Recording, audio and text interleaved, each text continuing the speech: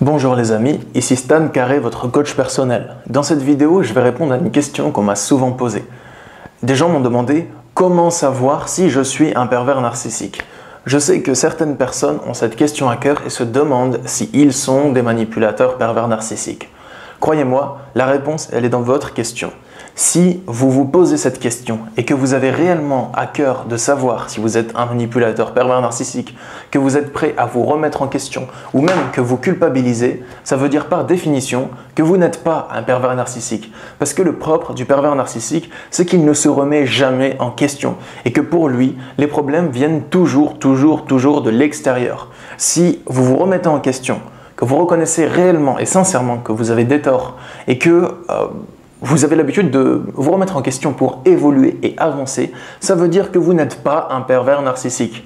Néanmoins, pour vous conforter, je vais vous donner un test en 10 points pour savoir si oui ou non vous êtes un pervers narcissique. Et écoutez-moi bien, sur ces 10 points, si vous répondez par oui à ne serait-ce qu'un seul de ces 10 points, ça veut dire que vous n'êtes pas un pervers narcissique. Donc écoutez mon test, si vous avez au moins un oui sur 10, ça veut dire que vous n'en êtes pas un. Et même si vous n'avez aucun de ces 10 points qui correspond à votre personnalité, ça ne veut pas dire non plus à coup sûr que vous êtes un pervers narcissique. C'est quelque chose de dur à déterminer. Du coup, c'est parti, à vos crayons, on y va. Premier point, vous n'êtes pas un pervers narcissique si vous avez tendance à éviter les disputes plutôt qu'à les provoquer. Est-ce que vous essayez d'éviter les conflits, d'arranger les choses, ou est-ce que vous partez au front et vous provoquez tout le temps des conflits avec les autres? Deuxièmement, vous n'êtes pas un pervers narcissique si vous avez la capacité de reconnaître devant quelqu'un que vous avez réellement été en tort et que la faute vient de vous, lorsque c'est vraiment le cas. Troisièmement, vous n'êtes pas un pervers narcissique si vous avez de l'empathie. C'est-à-dire si vous avez la capacité de vous mettre à la place des autres et de les traiter comme vous auriez aimé qu'ils vous traitent. Quatrième point, vous n'êtes pas un pervers narcissique si votre respect est acquis par nature. C'est-à-dire si vous considérez que toutes les personnes qui existent méritent votre respect à la base, au départ. Parce que dans la vie, il y a deux catégories de personnes à ce niveau-là. Il y a certaines qui respectent tout le monde, de base, qui sont gentilles, respectueuses avec tout le monde, qui sont bienveillantes, qui sont polies et courtoises. Et il y en a d'autres qui ne respectent personne à la base et qui estiment que leur respect doit se gagner. En gros, que les autres doivent leur faire preuve de loyauté ou leur faire du lèche-botte et qu'à ce moment-là, ils pourront les respecter. Cinquièmement, tu n'es pas un pervers narcissique si tu n'es pas rancunier.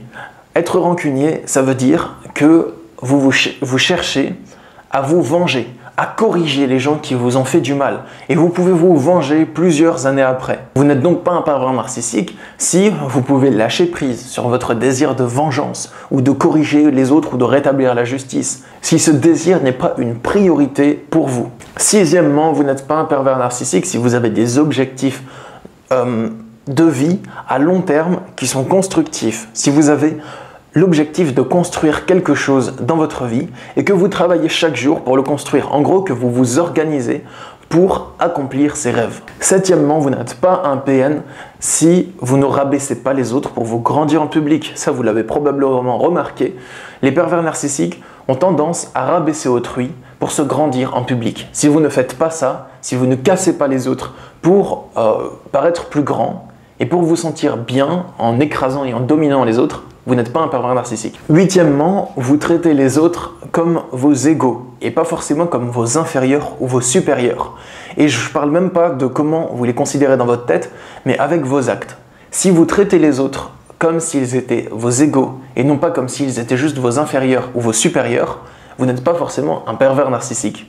Parce que le pervers narcissique fonctionne par système uniquement de dominant-dominé. Pour lui, dans la vie, il y a les lions et les gazelles. Soit tu es un lion et tu bouffes les gazelles, soit tu es une gazelle et tu te fais bouffer par les lions. Alors que pas forcément, il existe aussi les êtres humains.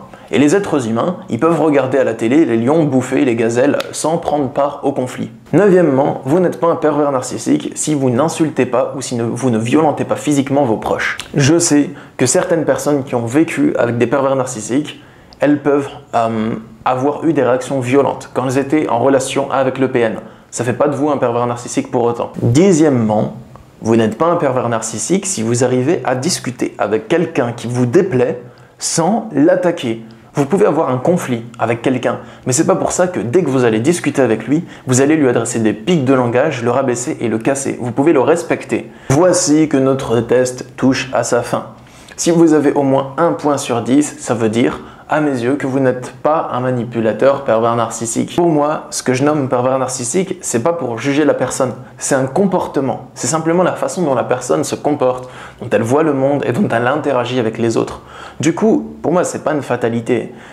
Quoi que vous soyez, quoi que vous fassiez dans la vie, si jamais ça va pas, si jamais vous êtes triste, que vous avez des problèmes, essayez de les régler, soit travailler sur vous pour adopter un comportement différent et plus bénéfique pour vous ou pour les autres, soit travailler dur pour modifier votre cadre de vie et être entouré de gens positifs et vivre heureux. Le plus important n'est pas donc comment vous vous qualifiez, comment vous vous jugez intérieurement, mais plutôt ce que vous êtes et comment est-ce que vous pouvez goûter à la joie et au bonheur.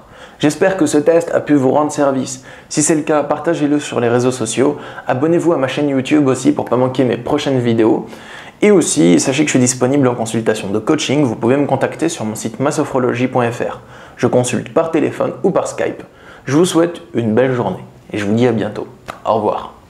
When you're back against the wall and you don't have no faith at all, things get harder, no matter how the scraping small, never you try to take it all, only harder, you better find fatal when you can't find